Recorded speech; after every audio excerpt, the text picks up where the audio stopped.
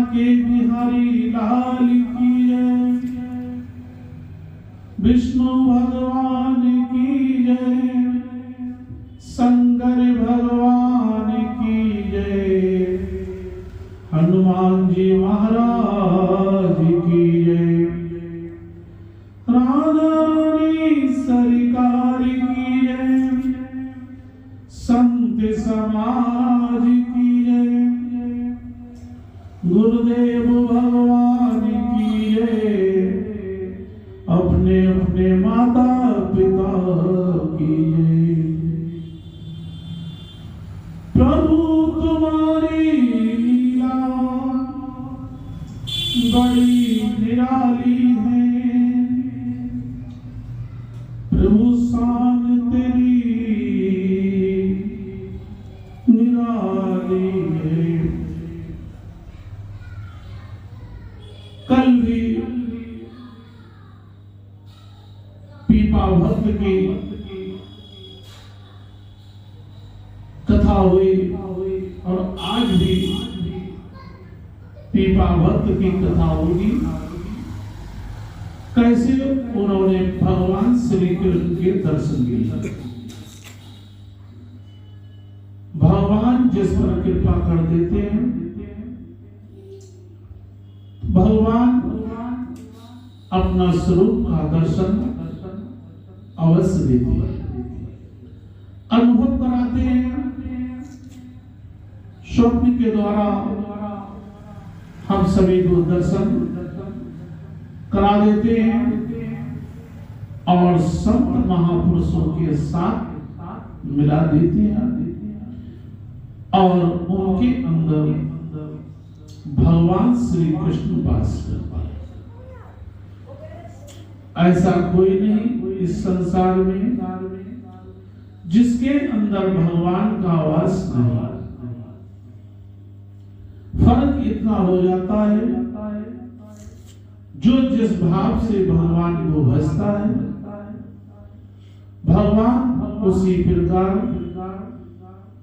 उस भक्त पर लीस जाते हैं, प्रसन्न हो जाते हैं, दयावान हो जाते हैं। जिसने भगवान पर विश्वास किया उसी ने भगवान का आनंद पाया। इसीलिए भगवान कहते हैं असली आनंद लेना है तो मेरी शरण में आ जा, मैं तुझे बहुत आनंद दूंगा। और संसार के आनंद में जाना है तो क्षण भर के लिए आनंद मिलेगा, उसके बाद फिर विकारों में पड़ जाएगा। इतने हमारे आपके अंदर पाप होते हैं, इसीलिए भगवान की बात मानना चाहिए, वेद पुराणों की बात मानना चाहिए, भ्रम में नहीं पड़ना चाहिए। भ्रमित बहुत लोग हो जाते हैं और विचार करने लगते हैं कि मैं किस देवता की पूजा करूं, किसको अधिक मानूं, किसको ना मानूं। ईश्वर एक, रूप अनेक, निंदा किसी की नहीं।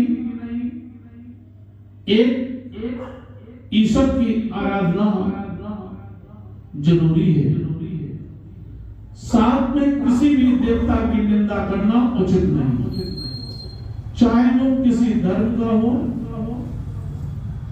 निंदा भगवान को पसंद नहीं। जब भगवान कहते हैं हम सभी से किसी की निंदा ना करो, तो हमारा विचार करो, अगर किसी धर्म की निंदा करते हैं तो कितनी गलत बात है। जब एक दूसरे मनुष्य की निंदा में इतनी बुराई है तो किसी धर्म की निंदा करना उचित नहीं। सभी धर्म अपनी जगह पर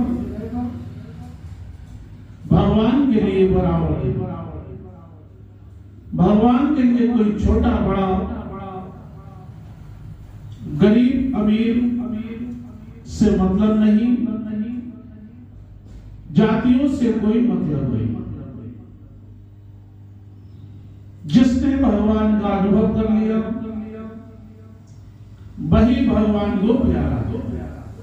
प्यार तो सभी से होता है, लेकिन जो भगवान के मार्ग पर चलता है, अच्छे कामों में लगा रहता है, धर्म के मार्ग पर चलता है, उससे भगवान बहुत अधिक प्रेम करने लगते हैं।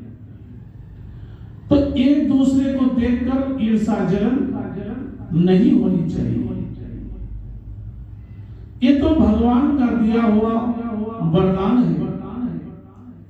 वो जिसे चाहे जैसे रखे, अपना अपना कर्म है। इन्हीं कर्मों के द्वारा कोई भी कहीं भी किसी भी हाल में रह सकता है।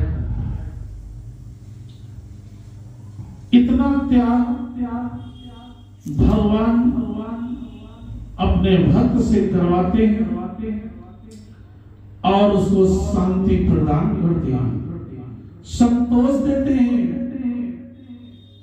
किसी भी चीज से उसका लगाव नहीं होता।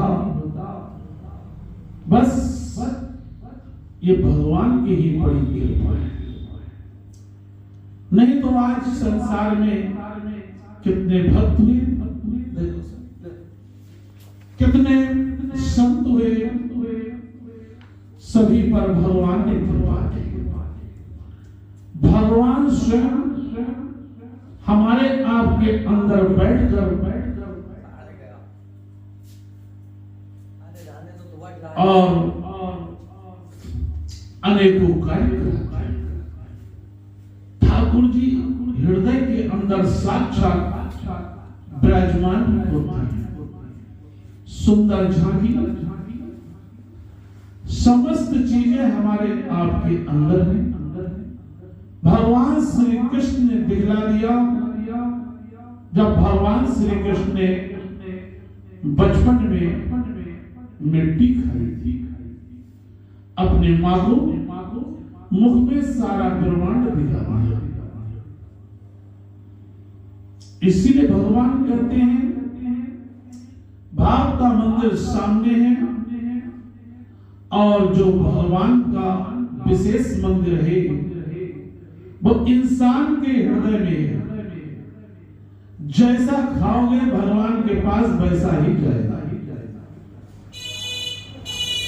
विचार करो, हम सभी लोग जब कोई चीज बहुत अच्छी लगती है तो कहते हैं और लाओ। क्यों कहते हैं? स्वाद लगी। भगवान कहते हैं जितना भगवान की ओर प्रेम बढ़ाओगे उतना ही स्वाद आपको लगेगा।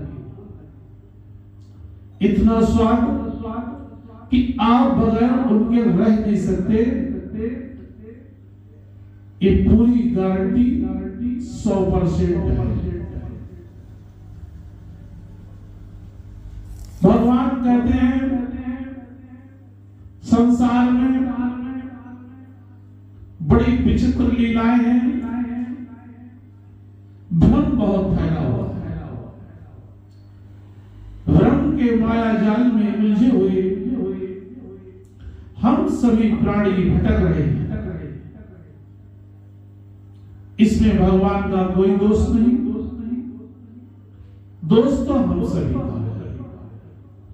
जो भगवान को नहीं समझ पा रहे हैं, उनके दास को नहीं समझ पा रहे, संत महापुरुषों को नहीं समझ पा रहे, वेद पुराणों को नहीं समझ पा रहे। कहते हैं जिसने वेद पुराणों का अध्ययन किया, उससे ज्ञान की प्राप्ति हुई, वैराग्य हुआ, भक्ति मार्ग मिला। बड़ी सुंदर सुंदर भगवान ने लीलाएं की, उसका अनुभव किया। वो जीवन भर सुखी रहता है, दुख उसके करीब नहीं आता। हर चीज के दो पहलू हैं, दुख और सुख, हानि लाभ, जीवन मरण, जस अवसर। इसी प्रकार हर चीज के दो पहलू। भगवान की महिमा बड़ी निराली है। भगवान बड़े दयालु हैं। इसीलिए भगवान बार बार समझाते हैं, संत महापुरुष की शरण में जाओ और दीक्षा प्राप्त करो। बगैर दीक्षा ये जीवन अधूरा है। पूरा करने के लिए बगैर दीक्षा से काम चलने वाला नहीं। चलते फिरते, उठते बैठते, खाते पीते, नाचते गाते, सोते जाते, हंसते गाते, खेलते कूदते, काम करते, किसी भी प्रकार वाणी से भगवान का नाम लेना है। इतना भी नहीं कर सकते हम आप, तो फिर क्या किया जीवन में मुख से बोलने में भी कठिनाई होती है। हाथ पैरों से मेहनत करो, लेकिन वाणी से भगवान का नाम लेने में इतनी कठिनाई क्यों होती है? वजह यही है, हमारे आपके अंदर जो विकार, जो शत्रु, जो पाप कर्म है, उन्हीं के द्वारा हम भगवान के नाम में अड़ चले। एक दीवार है, एक पर्दा है जो भगवान से मिलने नहीं देता। इधर भगवान, इधर आप भटक। भगवान तो चाहते हैं इन चीजों को दूर करो, मैं तेरे पास आ जाऊं। लेकिन इंसान ये नहीं सोचता कि भगवान हमको अच्छा मार्ग दिखा रहे हैं, हमको चलना चाहिए। और जो लोग इस मार्ग पर चल रहे हैं, वही आनंद उठा रहे हैं। असली आनंद, असली शांति भगवान के चरणों में है। इसलिए भगवान कहते हैं, जीवन का कोई भरोसा नहीं। पल, घड़ी, घंटे, दिन, हफ्ते, महीने, साल, कब किस समय क्या हो जाएगा कुछ पता नहीं। बाद में मत पछताना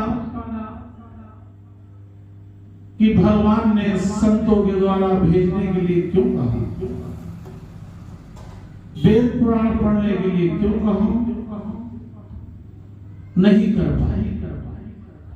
कोई इन हाथों से दान नहीं हुआ, कोई पूर्ण काम नहीं कर पाए, जीवन भर पाप करते रहे, अंत में नरक को प्राप्त हो गया। नरक और स्वर्ग यही है, अनुभव करने की बात है।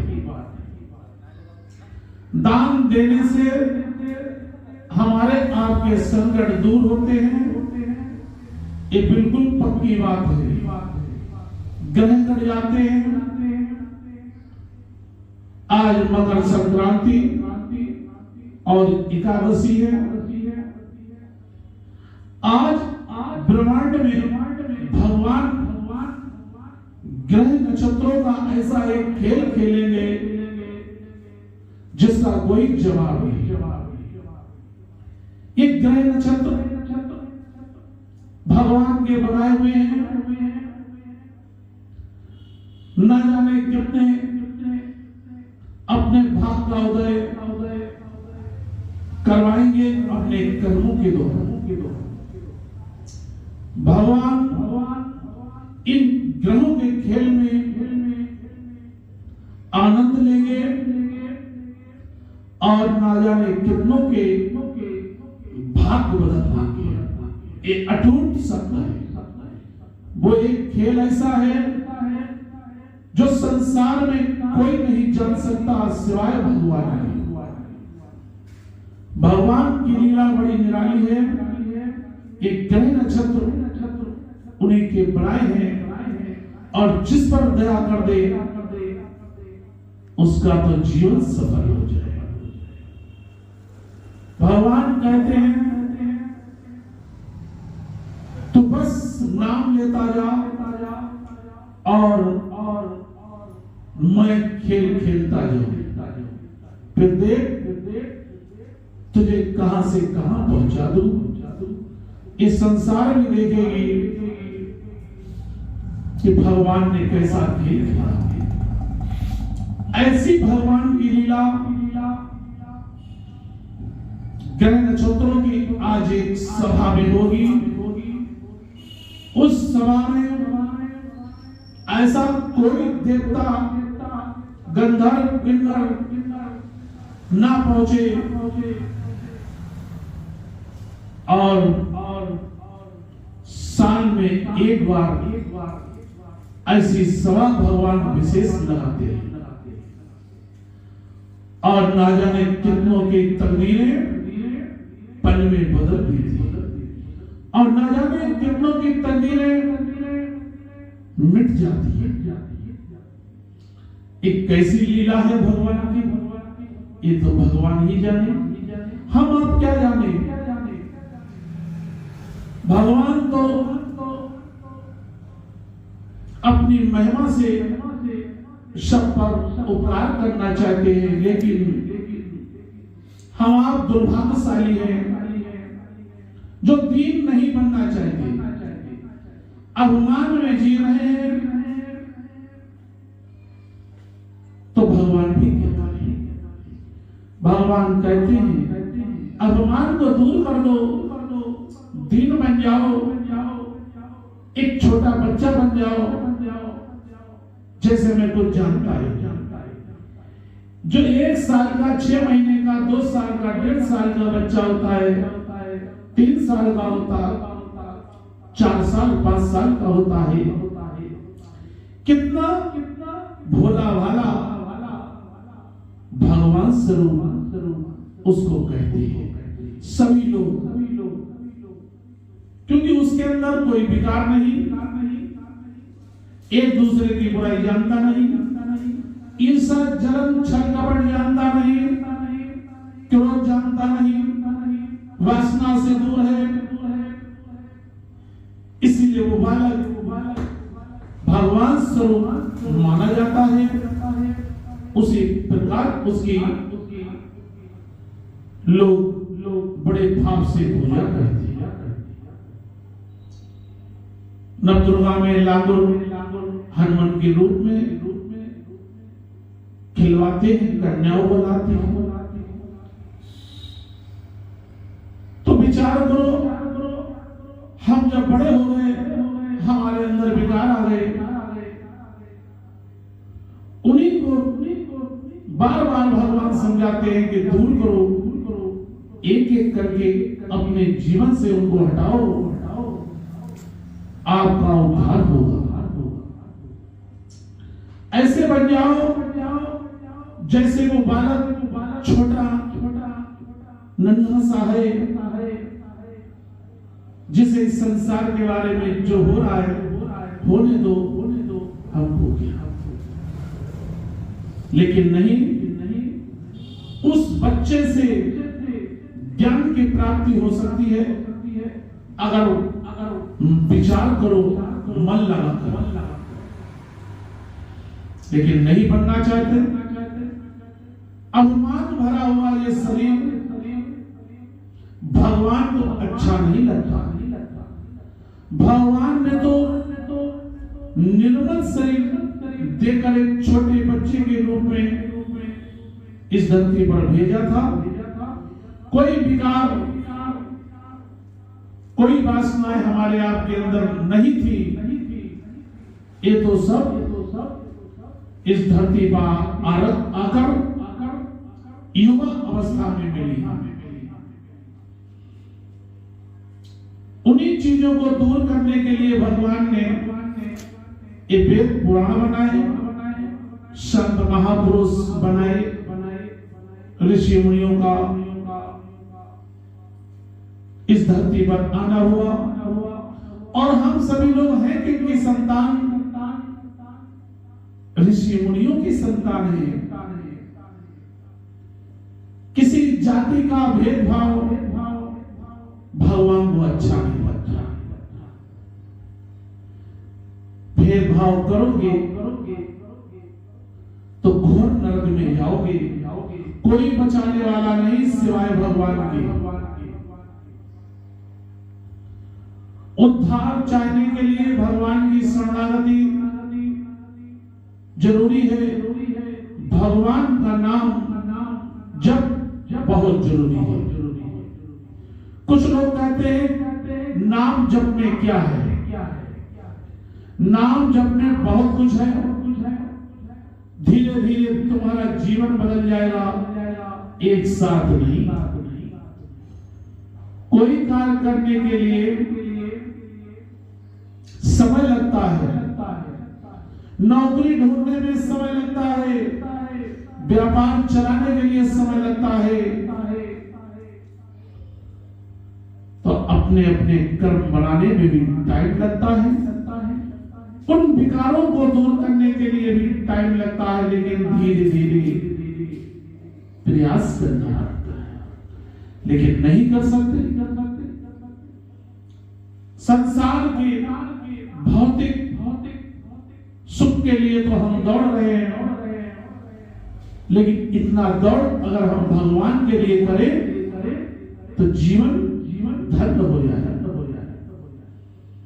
इसलिए भगवान कहते हैं इस संसार में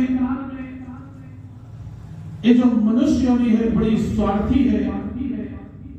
अगर स्वार्थ होगा तो भगवान के मंदिर जाएंगे, अन्यथा कहेंगे हम घर में ही ठीक है, हम तो घर में ही नाम ले लेते हैं। जब कभी कोई भयंकर संकट आया तो मंदिर की ओर भागे। जो भी अपने अपने धर्म में है वो सब अपने में धर्म में भागे।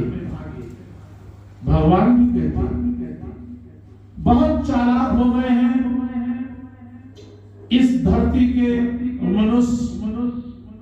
तो भगवान ने भी कहा थोड़ी चालाकी मैं भी करूं।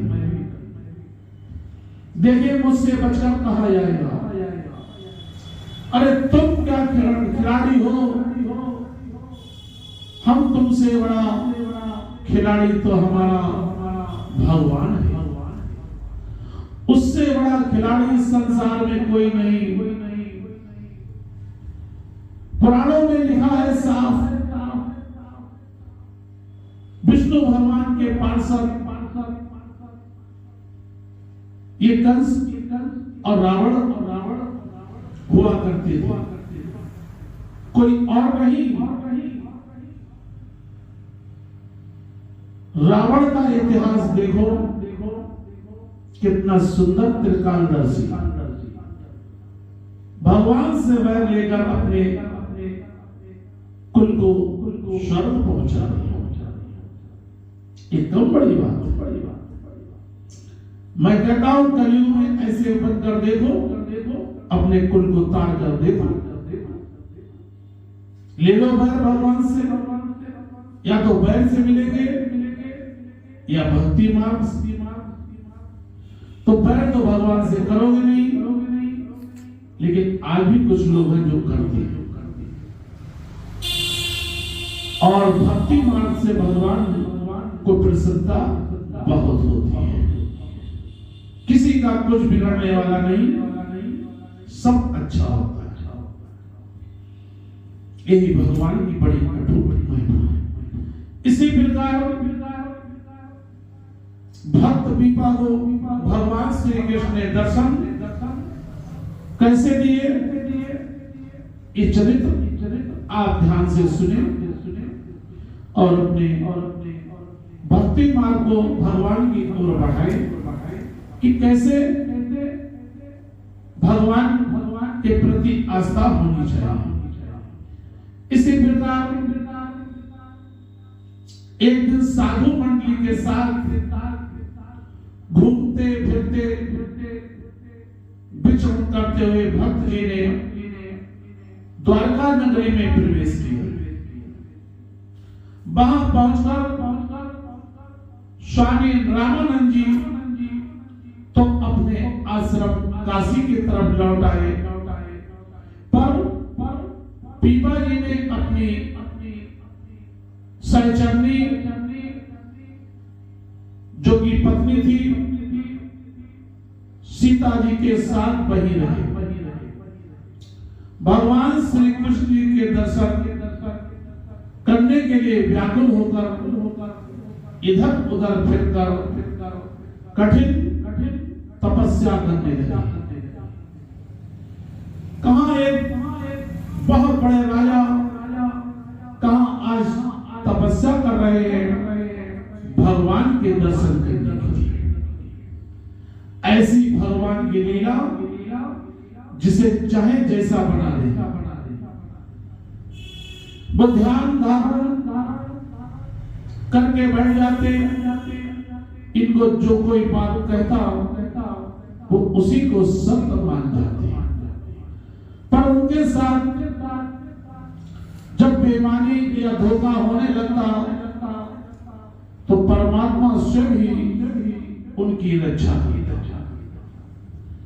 भक्त जी तो दुनिया की बातों से दूर चले गए थे। कथा करने वाले एक पंडित जी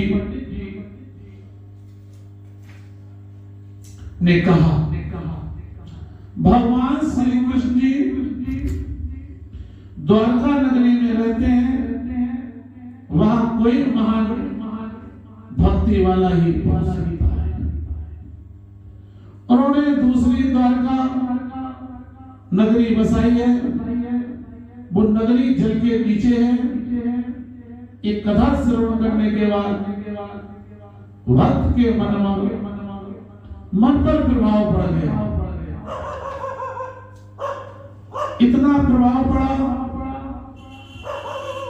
वो तो भगवान के दर्शनों के लिए ज्यादा व्याकुल हो गए। एक दिन यमुना किनारे बैठे थे, सीता जी उनके पास थी। उनके पास एक तिलकधारी पंडित जी बैठे थे। उसको पूछा, हे प्रभु, सेवक पंडित जी, भला ये तो बताओ कि भगवान श्री कृष्ण जिस द्वारका नगरी में रहते हैं वो कहां है? उस पंडित ने भक्त जी की तरफ देखा और समझा कि कोई बहुत ही अज्ञानी पुरुष है जो ऐसी बातें करता है। उसने क्रोध से कह दिया, पानी में कहने की देर थी। बिना किसी सोच विचार तथा डर के भक्त जी ने पानी में छलांग लगा दी। उनके पीछे ही उनकी पतिव्रता स्त्री ने छलांग लगा दी तथा दोनों पानी में लुप्त हो गए। पानी के अंदर चले गए। देखने वालों ने उस ब्राह्मण को बहुत बुरा भला था तथा वो स्वयं भी पछताने लगा कि उससे घोर पाप हो गया है, पर वो क्या कर सकता है? वो डर के कारण वहां से मुड़कर चला गया। उधर अपने भक्तों के स्वयं रक्षक भगवान विष्णु ने उसी समय कृष्ण रूप धारण करके अपने सेवकों को बचाया। जल में ही माया के बल से द्वारका नगरी बसा ली तथा अपने भक्तों को दर्शन दिए। साक्षात दर्शन करके पीपा जी तथा उनकी पत्नी आनंदित हो गई, जन्म मरण के बंधनों से मुक्त हुई। ऐसा आनंद द्वारका नगर से प्राप्त हुआ कि वहां से लौटना कठिन हो गया। प्रार्थना की, हे प्रभु कृपा करो, अपने चरण कमलों में निवास प्रदान करें। एक खेल समय के साथ होगा। अभी भक्तों को पृथ्वी लोक पर रहना होगा। भगवान श्री कृष्ण ने वचन कर दिया। प्रभु जी ने निशानी के तौर पर अपनी अंगूठी उनको दी। रुक्मिणी जी ने सीता को साड़ी देकर कृतार्थ किया। दोनों पति पत्नी निशानियां लेने के बाद प्रभु के दरबार से विदा हो गए। देवता उनको जल से बाहर तक छोड़ गए, पर प्रभु से विलग कर भक्त जी उसी तरह तड़पे जिस तरह जल के बिना मछली। कहते हैं जब पानी में मछली रहती है तो वो अपने सुंदर से घर में होती है, क्योंकि जल ही उसका जीवन है और मछली जल के अंदर ही रहती है। बाहर निकलते ही मछली मर जाती है तड़प तड़प कर।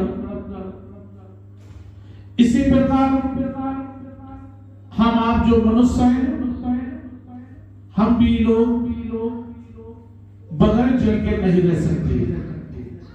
ये जो जीवा है हमारी आपकी, इस जीवा में 24 घंटे जल बराबर रहता है। अगर जिस दिन ये जीवा सूख गई तो हमारा आपका अंत निकट है। जब तक इस जीवा में जल है और भगवान हमारे आपके हृदय में है, तब तक हमारा आपका जीवन है। नहीं तो एक मछली के समान तड़प तड़प कर राधे राधे हो जाएगा। उसी प्रकार उनको कपड़ों सहित पानी में से निकलते देखकर लोग बड़े हैरान हुए। कई लोगों ने पूछा, भक्त जी आप तो डूब गए थे। भक्त जी ने कहा, नहीं भाई, हम डूबे नहीं थे, हम तो प्रभु के दर्शनों को गए थे, दर्शन कर आए हैं। जब लोगों को पूरी वार्ता का पता लगा तो पीपा जी की महिमा सारी द्वारका नगरी में सुगंध की तरह फैल गई। जैसे एक खुशबू कहीं छोड़ी जाए अधिक मात्रा में तो सारी जगह फैल जाती है। धूप बत्ती हम आप लगाते हैं भगवान के आगे और कैसे सुगंधित होकर फैल जाती है और आपस में कहते हैं कि सुगंध बहुत अच्छी है।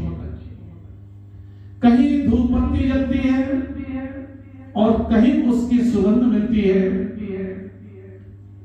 धुआं के द्वारा।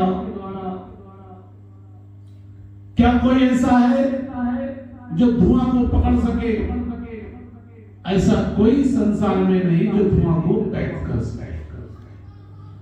वो तो उड़ जाता है, पकड़ में नहीं, दिखाई जरूर पड़ता है लेकिन पकड़ नहीं सकता।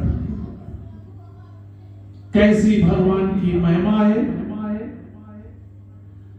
ऐसी ऐसी भगवान की महिमाएं। जिसने भगवान की सुगंध सूंघ ली वो भगवान के आनंद में खो गया, और जिसने भगवान का तेज समझ लिया आनंद में खो गया, और जिसने भगवान की शीतलता समझ ली वो भी आनंद में खो गया। इस सब भगवान की बड़ी विशेष चीजें हैं, हम सभी को अनुभव करना चाहिए कि भगवान कितने तेज हैं, कितने शीतल हैं और कितने सुगंधित हैं। संसार के पूरे विश्व की आप सुगंध इकट्ठी कर लें, वो क्षण भर के लिए रहेगी और चली जाएगी। करोड़ों अरबों रुपए लगा लेना सुगंध खर्च करने में, लेकिन भगवान की सुगंध निःशुल्क मिलती है, उसका अनुभव करो, आनंद में खो जाओगे और भगवान का 24 घंटा गुणगान करोगे। ये संत महापुरुष क्यों खो जाते हैं? इन्होंने भगवान के दर्शन अनुभव का नजारा लिया है और खो गए। ऐसे हुए कि न तन का होश न मन का होश, हो गए भगवान में बेहोश। ऐसा एक नशा जो जीवन भर नहीं उतरता और एक पैसा खर्च नहीं होता। कितनी सुंदर भगवान की लीला है। एक तो इतनी कीमती चीज देते हैं, ऊपर से एक पैसा नहीं लेते, और सुगंध की एक शीशी लेने जाओ, क्षण भर के लिए तो उसमें पैसा देना होता है। विचार करो, जो निःशुल्क मिल रहा है उसको हम लेते नहीं और नकली की तरफ दौड़ते। भगवान की कोई गलती नहीं, हमें आप जीवात्मा दुर्भाग्यशाली है जो भगवान को नहीं पहचाने। भगवान को इधर उधर ढूंढते हैं और भगवान हृदय में बैठे इंतजार करते कि कब ये सुधरे और मैं अपना सिंहासन इसके हृदय में प्रकट करूं। लेकिन नहीं, अनेकों विकार हमारे आपके अंदर रहते हैं, उन्हीं से हमारा कल्याण नहीं हो सकता। कोई चीज एक साथ नहीं छोड़ती। भगवान भी कहते हैं, भगवान कहते हैं मैं तुझे बहुत समय देता हूं, धीरे धीरे इन चीजों को दूर करो, मैं तेरे पास ही पहचान, अपने आप को पहचान कि मैं कौन हूं और कहां से आया हूं। इस मृत लोक में और हमने भगवान से क्या वायदे किए, भूल गया है। याद दिलाने के लिए संत महापुरुष भगवान भगवान ही मिलवाते हैं। कहते जाओ पर कृपा राम की होई, ता पर कृपा करे सब कोई। जिस पर भगवान की कृपा हो जाती है, संसार उसे पूजने लगता है भगवान की तरह। क्यों? क्योंकि भगवान ने दया की है। आज भगवान दया ना करते तो ठोकरे खाते, अंधकार के कुएं में पड़े रहते, कोई निकालने वाला नहीं सिवाय भगवान के। संसार ठोकरे मारेगा और भगवान अपने चरणों में और अपने हृदय से लगाए। भगवान ने भक्तों को अपने हृदय से लगाया। प्रमाण सामने है, विभीषण, सुग्रीव, ना जाने कितने भक्त, ध्रुव, प्रहलाद, अरे कितने गिनाए जाए, संसार में इतने भक्त हैं। जीवन निकल जाएगा उनके नाम लेते लेते, पीढ़ियां निकल जाएंगी, नाम कम नहीं पड़ेंगे। और भगवान का तो कहना ही क्या। इसीलिए छल, कपट, ईर्षा, जलन, भेदभाव, माया, मोह, काम, क्रोध, लोभ, मद, किसी की निंदा, इनसे दूर हो जाओ। भगवान से डरोगे तो जीवन में सफल बनोगे। और इस कलयुग में जो जो भगवान से डरते हैं वही जीवन का आनंद प्राप्त करते हैं। असली आनंद, असली खुशी भगवान के चरणों में है। कितनी भगवान की कृपा है। हमारे गुरुजी आज भी ब्रज में कहते हैं, मिथिला कुंज में, अब तो वो हमारे गुरुजी हो गए, हम उनका नाम नहीं ले सकते, लेकिन आश्रम का नाम जरूर ले सकते हैं। पैटर्मा मार्ग में इतना सुंदर आश्रम और भगवान की कितनी बड़ी महिमा, जो भगवान ने उनसे मिला दिया। हम तो लेने हैं परमात्मा के और गुरुजनों की, जिन्होंने तार से तार मिला दिया। इसीलिए भगवान को शुक्रिया अदा हर पल करना चाहिए। कोई कार्य करो,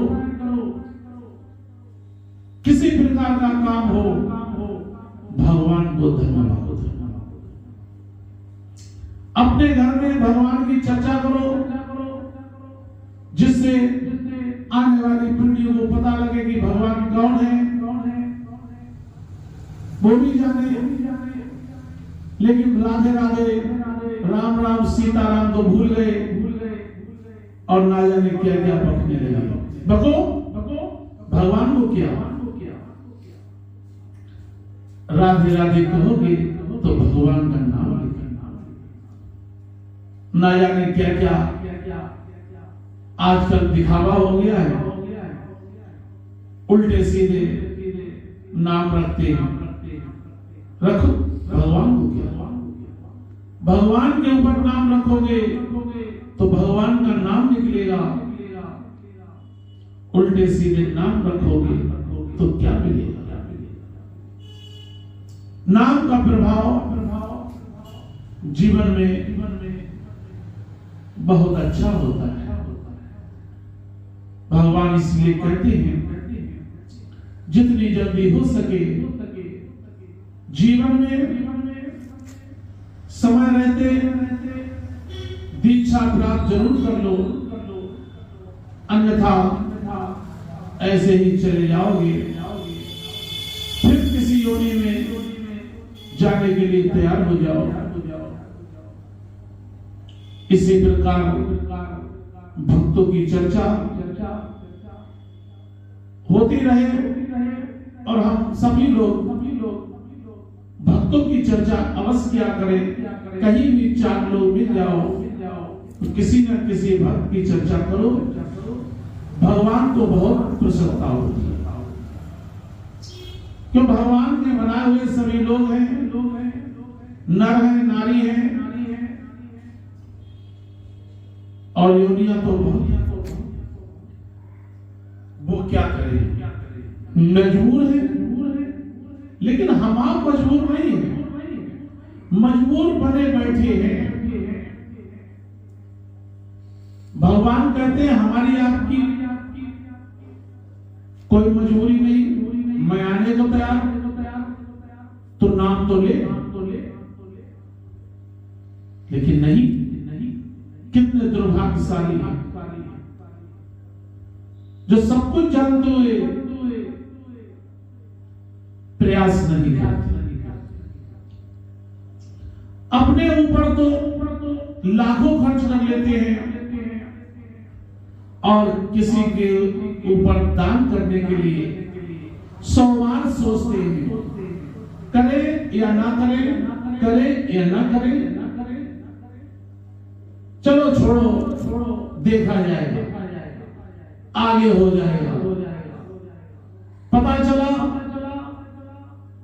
आगे आया ही नहीं। जब तक राधे राधे हो गई, धरा का धरा रह गया। अब तो उसका क्या होगा भगवान ही जाने, या जिसके पास है वो जाने। भगवान का दिया हुआ प्रसाद जिसने ठुकराया उसने हमेशा दुख पाया। विचार करो, आप मंदिर में दर्शन करने आए और आपको प्रसाद दिया गया और आपने उस प्रसाद को नहीं खाया और उसे कहीं फेंक दिया, तो भगवान को कैसा लगेगा? कष्ट होगा या नहीं? या अपने बच्चों को आप कोई चीज खाने को दो और वो उठाकर फेंक दे, तो आपको कैसा लगेगा? भगवान का दिया हुआ धन अच्छे कार्य में नहीं लगाएंगे, बुरे कार्यों में खर्च करने के लिए बहुत कुछ है। भौतिक चीजों के लिए बहुत है, लेकिन भगवान के लिए कुछ नहीं।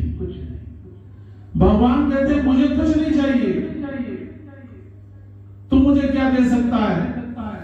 लेकिन तेरे पास इतना धन है, किसी दीन दुखिया के ऊपर खर्च कर देगा तो तेरे पास से क्या जाएगा? ये दिया हुआ तो भगवान का है, तो क्यों नहीं देता? बाद में पछताते हैं जब दूसरा जन्म मिलता है और निर्धन होते, तब कहते हैं हे प्रभु मैंने ऐसी कौन सी गलती कर दी जो आज मेरे पास धन नहीं, मैं बहुत परेशान हूं। तब भगवान कहते हैं ठीक, जब था मैंने कहा और संतों के द्वारा कहवाया, तब तेरे बात समझ में नहीं आई, आज क्यों रोता है? मेरी गलती नहीं, तेरे स्वयं की गलती है। विचार करो, यह टूट सकता है। आज ऐसे ऐसे गरीब हैं, वो कहते हैं हे प्रभु मैंने ऐसे क्या हो गया मुझसे जो मेरे पास कुछ नहीं। इसलिए भगवान कहते हैं जीवन में सुख शांति आनंद पाना चाहते हो तो भगवान की शरणागति में हो जाओ, इसी से उद्धार होगा। इसमें कोई डर नहीं, कोई भय नहीं, और गलत मार्ग पर चलने वालों सावधान हो जाओ। भगवान के यहाँ देर है अंधेर नहीं, उनकी लाठी में आवाज नहीं, बिन मारे ही ना जाने क्या हो जाता है। ये तो भगवान की लीला है, भगवान ही जाने। कलयुग केवल नाम धारा, कलयुग केवल नाम धारा, सुमर सुमर नरे उतरई पारा। कलयुग केवल नाम आधारा, सुमर सुमर नरे उतरई पारा। जो सुमरा वो उतरा, तो एक दूसरे को क्यों कष्ट होता है? आपस में बतलाते, देखो वो कैसे पार हो रहा है। अरे उसने ऐसे कर्म किए जो पार हो रहा है, उसकी नकल करके देख ले, तेरा भी उद्धार हो जाए। नकल ऐसी करेंगे जिससे डूबने के चांस है। किसी अच्छे की नकल करो, कोई अगर दान पुण्य करना है तो उसकी नकल करो, देखो आनंद आ जाएगा। लेकिन नहीं, और ये आपस में कहते हैं उनको लुटाने दो, उनके पास तो धन है।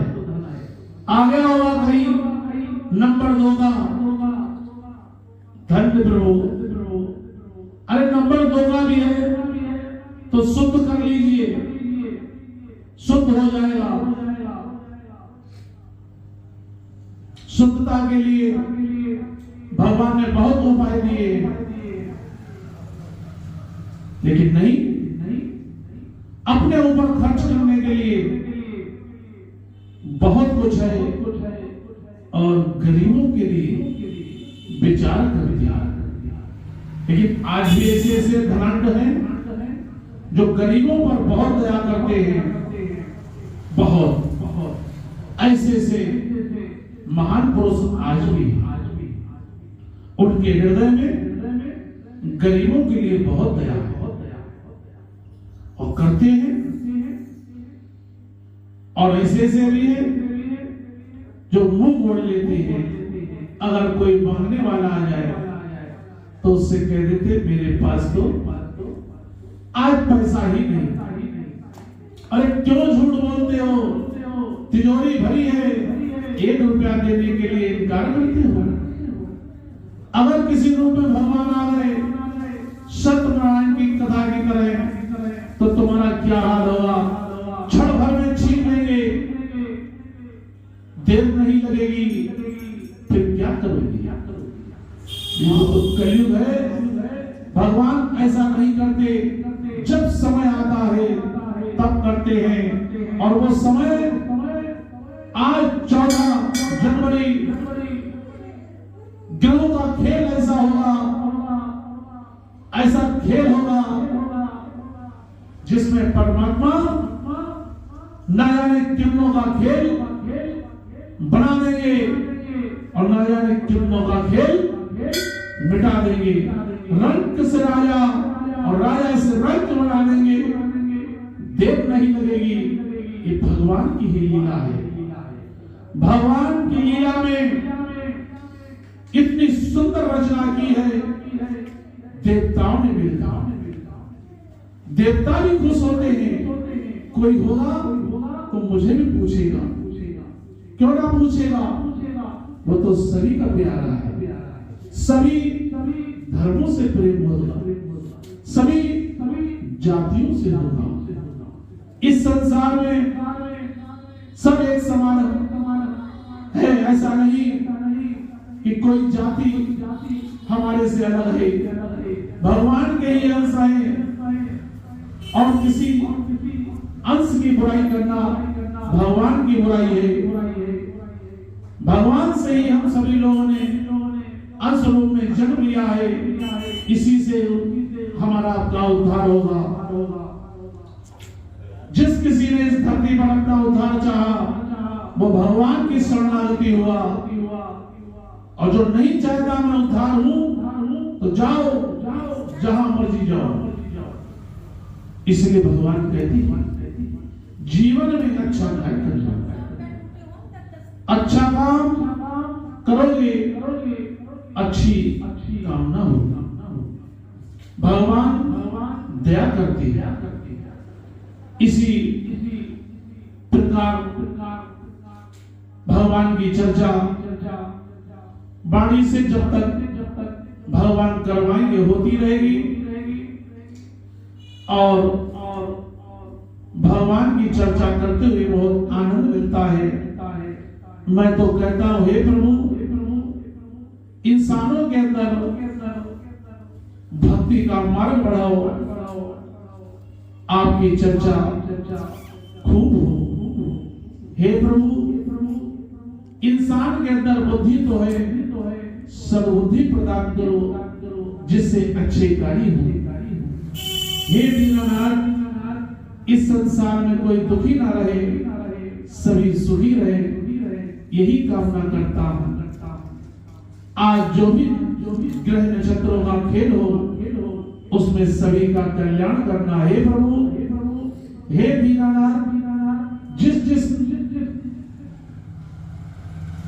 लोगों ने आज मकर संक्रांति को दान पुण्य किया हो, उनके यहाँ घर भंडार भर देना, उनके यहाँ आस्था बढ़ाना, जिससे आपकी महिमा होती रहे, आनंद मिलता रहे, सबको सुखी लगना, कोई दुखी ना रहे, सब अपने अपने कर्मों से अच्छे प्रकार से रहे, लोगों के यहाँ प्रेम बढ़े।